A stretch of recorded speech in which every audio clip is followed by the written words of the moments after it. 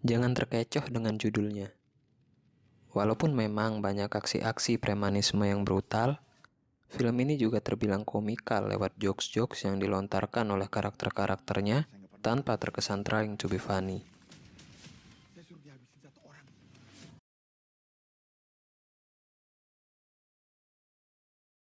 Preman Silent Fury bercerita tentang Sandy, seorang preman tuli anggota kelompok perkasa. Ia dan anaknya, Pandu, diburu oleh kelompoknya sendiri setelah Pandu menjadi saksi pembunuhan yang dilakukan pimpinan perkasa. Di samping itu, film arahan Randolph Zaini ini juga menyinggung sedikit masalah trauma masa lalu seorang bocah yang terus-terusan mengganggunya hingga usia dewasa. Film ini semakin meyakinkan saya kalau Muzaki adalah aktor cilik terbaik yang dimiliki Indonesia saat ini. Sebagai film debutan, Randolph Zaini cukup berani untuk bereksperimen dengan aspek sinematografinya.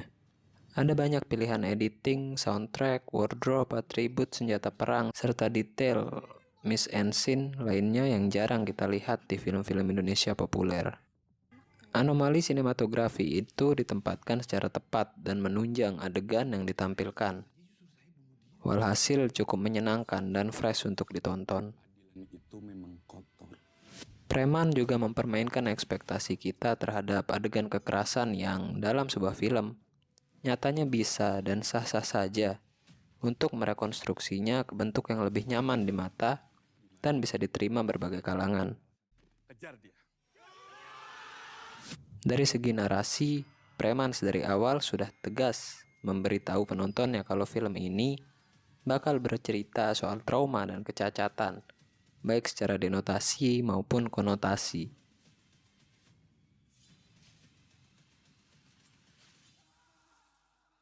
Dunia cerita berpusat pada Sandy yang tidak bisa mendengar apa yang dibicarakan oleh orang-orang di sekitarnya.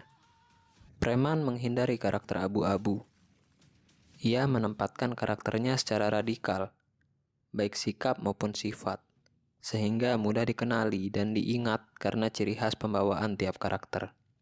Film juga tak ragu-ragu menyindir otoritas tertentu dengan menghilangkan nama karakter dan memanggilnya lewat jabatan yang ia emban, seperti Komandan, Pak Haji, dan Pak Guru.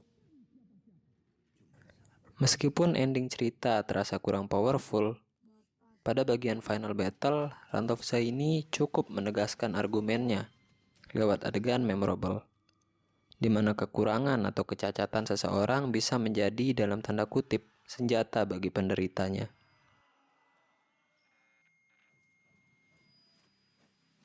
Saya akui film ini kuat secara karakter dan plot.